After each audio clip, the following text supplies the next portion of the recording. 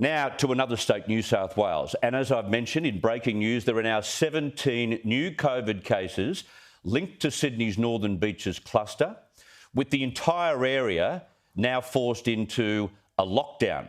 It sparked alarm for state leaders already, with WA calling for all New South Wales arrivals since December 11 to self-isolate immediately and get tested. Let's cross live to AMA New South Wales President Dr Danielle McMullen. Doctor, thank you very much for your time. Thanks. Just before we talk about the status of this latest cluster in Sydney, which is breaking news at the moment, lockdowns in general, what do you think we've learnt, not only from Australia but around the world, about the effectiveness of lockdowns?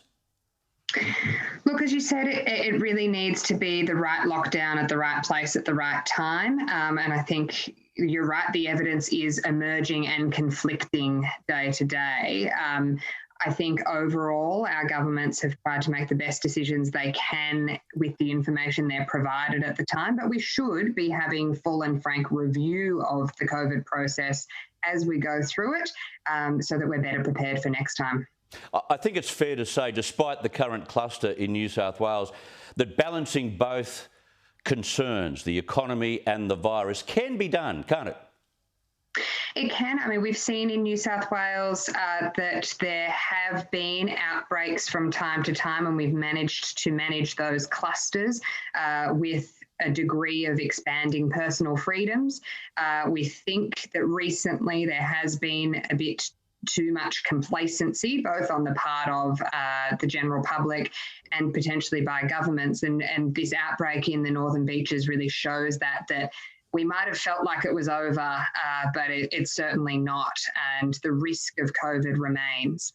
OK, let's talk about the Northern Beaches. 17 cases in just over 24 hours. What do you make of the seriousness of that? Bearing in mind, the Chief Health Officer this afternoon said that she knows the source, although they haven't pinpointed it to a person, but a source that actually was inside the Avalon RSL on December 11.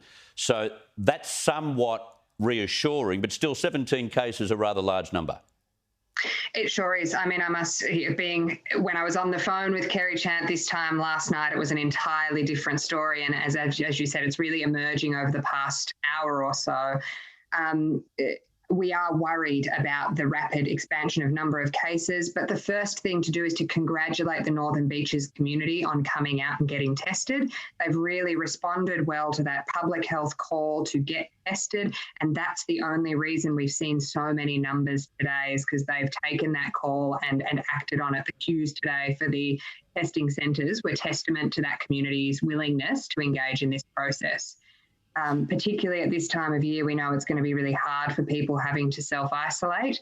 And so the first thing is to congratulate the community, but the second step then is to really share that concern, make sure we can temporarily get some barriers around that community so we can work out where it's come from, how far things may have spread, and get a lockdown on that cluster like we have on others before. And we need to make it clear to our viewers that there was a music band playing at the Avalon RSL on that December 11 date, and they actually travelled around in the days after to other areas of Sydney at certain venues. So I guess we're calling on people to get onto the health website, the Department of Health website, and make sure that the areas that they have circled as possible hotspots are not areas where they have been in that week.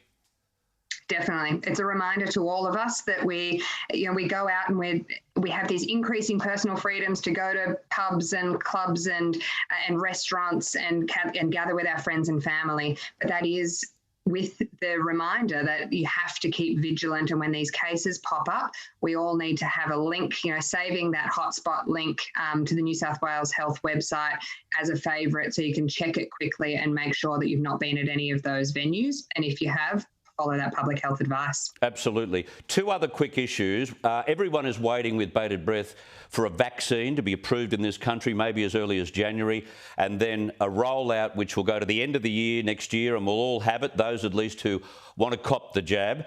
But we've had warnings today that despite a vaccine being available, maybe even two, it won't stop virus transmission. What do you make of that?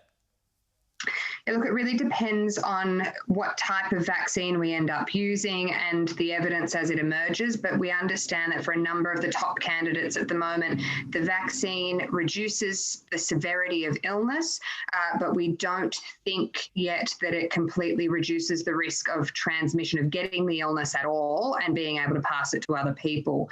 So that means that for it to be safe for it to protect the whole community, we really do need a large volume of people vaccinated, and that will take most of next year. We also had news from Canada overnight that the Pfizer vaccine has led to an anaphylactic reaction in someone who doesn't suffer from allergies at all. So that's the first of its kind to be reported. I guess it's a good situation where we've got 3 vaccines that we can use, and if during this period we find that we have side effects that are simply unacceptable, we can make decisions based on what we see elsewhere. Yeah, we're watching all of the top vaccine candidates closely. That is the good thing about delaying our rollout a little bit until next year, is we do have the benefit of watching what happens overseas. Anaphylaxis to vaccines is a known side effect to all vaccinations. Thankfully, it's rare. It's another good reason that we deliver most vaccinations in doctor's surgeries where we have the equipment to manage anaphylaxis if and when it happens. And yes, we've seen the reports that the Pfizer vaccine has some more anaphylaxis in people who already have allergies.